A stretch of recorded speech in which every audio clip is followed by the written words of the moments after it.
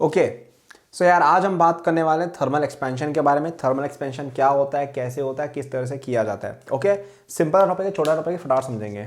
तो बेसिकली इसमें क्या बोला जाता है कि आपने एक रॉड ली या कोई भी लीनियर सब्सटेंस लिया, ठीक है। तो अभी मैं रॉड ले रहा हूँ, इसकी लेंथ जैसे पहले मान लो L थी।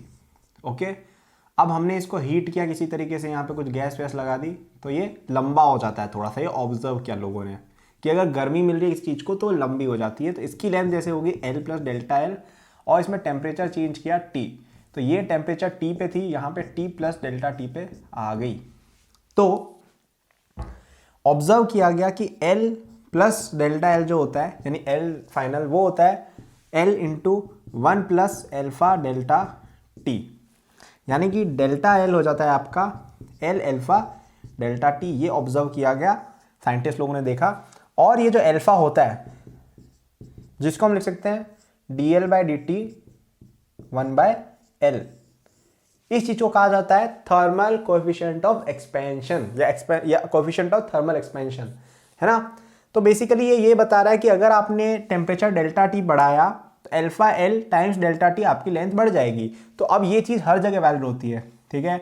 जैसे ये तुम्हारा कोई डिस्क है, इसका रेडियस जैसे देखना है तो रेडियस भी आप लिख सकते हो कि r dash equal to r 1 plus alpha delta T, ठीक है। अगर जैसे मान लो इसके अंदर एक छेद कर दिया तो इस छेद की विड्थ भी ऐसे ही वेरी करती है, ठीक है। तो इसकी विड्थ अगर टी थी तो T dash equal to T 1 plus alpha delta T, यही है बस, ठीक है। अब कभी कभी ये ऐसा हो जाता है, एक स्क्वायर शीट हो जाती है, ठीक है। तो यहाँ पे इसका एरिया चेंज होता है, पूरा लेंथ तो चेंज हो ही रही है। तो तुम ये सोचो कि इसकी ये जो लेंथ ये है और ब्रेड्थ है, ठीक है। तो इसकी लेंथ कैसे चेंज होगी, L equal to L dash equal to L 1 plus alpha delta T, और B डैश कितना हो जाएगा B into 1 plus alpha delta T, ठीक है। अब ये देखो कि एरिया कितना होगा, A dash equal to L dash B dash equal to L B 1 plus alpha delta T का स्क्वायर। अब तुमने ये चीज मैथ्स में पढ़ी होगी कि अब देखो, अब यूजुअली जो टेम्परेचर चेंजेस इन्वॉल्व होते हैं ना वो होते हैं छोटे टेम्परेचर्स, ठीक है। तो यहाँ पे टेम्परेचर होता है यूजुअली 10 डिग्री सेल्सियस वगैरह, और ये अल्फा की वैल्यू भी 10⁻³ -5 ऐसी रहती है ना। तो तुम्हें मल्टीप्लाई करते होते 1 से बहुत बहुत छोटा होता है, ये जो 1 है ना बहुत बड़ा होता है अल्फा डेल्टा टी के कंपेरिजन में। तो यहाँ बाइनोमियल लगा के आ जाता है आपका क्या, LB 1 plus 2 alpha delta T. तो हमने ये देखा कि यहाँ पे अगर आप एरिया एक्सपेंशन की बात करो ना, एरिया एक्सपेंशन की बात करो तो यहाँ पे आपका 2 अल्फा आ रहा है, तो हम इसको बीटा कह देते कई बार, कोएफिशिएंट ऑफ एरिया एक्सपेंशन। और ऐसे ही अगर आप एक क्यूब लेते हो तो वहां पे आ जाता है वॉल्यूम एक्सपेंशन जो आ जाता है 3 अल्फा। तो अपन क्या लिख सकते हैं, coefficient of beta equal to 2 alpha और गामा इक्वल टू 3 अल्फा। तो ये है कोएफिशिएंट ऑफ एरिया एक्सपेंशन, ये है कोएफिशिएंट ऑफ वॉल्यूम एक्सपेंशन। तो यही क्वेश्चन रहते हैं आपके यूजुअली, ये पूरा चैप्टर खत्म, ठीक है। तो इसमें अब अच्छे अच्छे क्वेश्चन कभी कभी बना देते हैं, यंग्स मॉडुलस के साथ इंक्लूड करती है। एक रॉड ले रखी है, उसको मैंने क्लैंप कर रखा है यहाँ पे, और फिर इसका टेम्परेचर राइज किया तो बोला यहाँ पे फोर्स कितना लगेगा। तो देखो हो क्या रहा है कि अगर मैं इसका टेम्परेचर राइज करता तो इस रॉड की लेंथ हो जानी चाहिए थी कितनी, L प्लस डेल्टा L। लेकिन ये जो रॉड, ये जो दीवार है ना, इसके फोर्स की वजह से डेल्टा L लेंथ इंक्रीज हुई नहीं है ना। इसका क्या मतलब है कि L plus delta L length की रॉड पे इतना फोर्स लगाया गया है कि वो L शेप की रह गई है। तो यहाँ पे अपन क्या लगाएंगे, F by A equal to Y delta L by L plus delta L। अभी डेल्टा L छोटा है तो L लिख के सॉल्व कर सकते हो, तो ये फोर्स आ जाएगा। तो इस तरह के क्वेश्चंस होते हैं, ओके। अब कभी कभी एक चीज होती है, इसको कहते हैं बाई मेटालिक स्ट्रिप।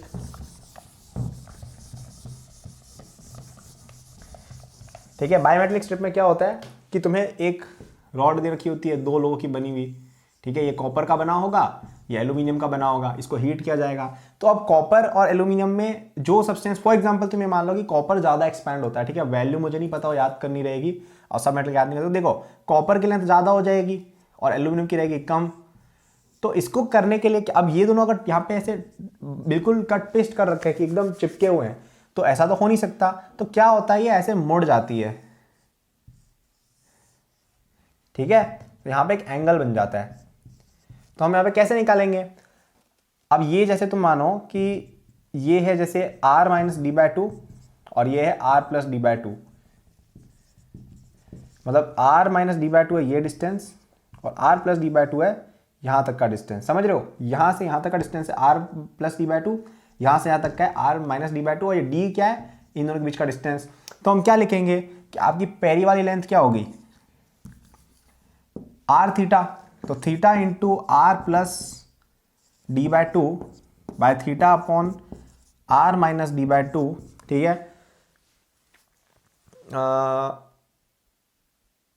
मतलब बेसिकली हम ऐसा लिखना चाह रहे हैं कि ये लेंथ निकालो, तो ऐसा कर लो कि L ओरिजिनल जैसे दोनों की L लेंथ थी, तो 1 plus alpha copper delta T, ये हो जाएगी इसकी लेंथ, ठीक है, divided by R plus D by two, ये हो जाएगा एंगल, ठीक है, L डिवाइड बाय R होता है एंगल, ओके, इक्वल टू, अब एंगल तो सेम है, L into 1 plus alpha aluminium delta T divide by R minus D by two. इस तरह की कैलकुलेशन करके अपन ये सब निकाल सकते हैं। अब ये चीज़ बताने की कोई जरूरत नहीं थी, क्वेश्चन करा दिया मैंने। क्यों करा दिया, क्योंकि यार टाइम बहुत सारा बचा था, तो मैंने सोचा यार एक बना देते हैं, तो छोटी सी वीडियो है।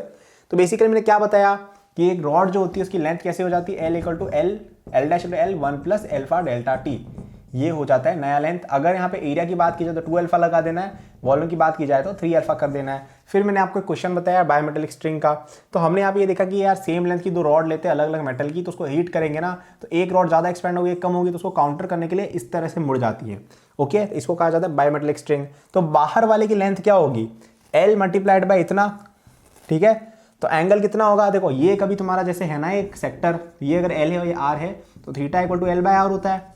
तो हमने बस ये बोला कि ये डिस्टेंस अगर d है, इन दोनों के सेंटर के बीच में, ये लाइन और ये लाइन के बीच में अगर डिस्टेंस d है, तो इसका रेडियस आप एवरेज मान सकते हो, r minus D by two होगा, बाहर वाले का radius on average r plus D by two होगा। तो ये क्या आ गया आपका बाहर वाले का एंगल और ये अंदर वाले का एंगल, दोनों को इक्वेट कर देंगे, आंसर आ जाएगा। तो ये क्वेश्चन है जो मैंने कराया, ये कॉन्सेप्ट नहीं, तो याद मत कर लेना, ये एग्जाम्पल था ये, ठीक है। तो कुछ खास है नहीं थर्मल एक्सपेंशन में, एक मैंने आपको वो बता दिया उसका एग्जांपल यंग मॉडुलस यूज करके। तो यही है थर्मल एक्सपेंशन में, बस ये चीज़ याद रखनी, इस पे बेस्ड कुछ क्वेश्चन पूछ लेंगे यार कि एक्स चीज़ को इतना टेम्परेचर से गर्म किया तो कितना चेंज आएगा, ये वो यही चीज़ें आएंगी। तो ये हो गया आपका थर्मल एक्सपेंशन, ज़्यादा कुछ है नहीं, ये फॉर्मूला याद होना चाहिए, और 2 अल्फा 3 अल्फा पता होना चाहिए कि बीटा इक्वल टू 2 अल्फा होता है और गामा इक्वल टू 3 अल्फा होता है, दिख रहा है ना।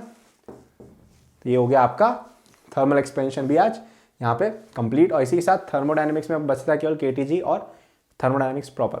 Thanks for watching this video till the end, I am sure that you enjoyed it. यदि आप अपनी पूरी जेई प्रिपरेशन मेरे साथ करना चाहते हैं तो आपको डिस्क्रिप्शन में मेरे जेई के फुल कोर्स का लिंक मिल जाएगा।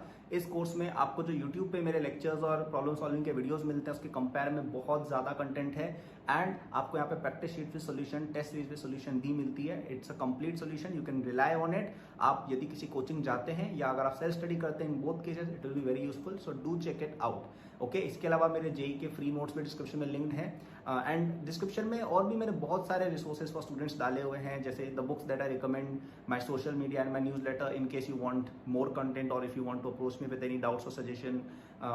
नोट्स हैं नीट के स्टूडेंट्स के लिए, कॉलेज स्टूडेंट्स के लिए, स्टार्टअप एंथुसियास्ट के लिए भी, ओलंपियाड एंथुसियास्ट के लिए भी कोर्सेज हैं, तो चेक जरूर कर लीजिएगा डिस्क्रिप्शन, आपको काफी यूजफुल रिसोर्सेज वहाँ मिलेंगे। Thank for watching, like subscribe कर लीजिएगा for more such videos. Good luck.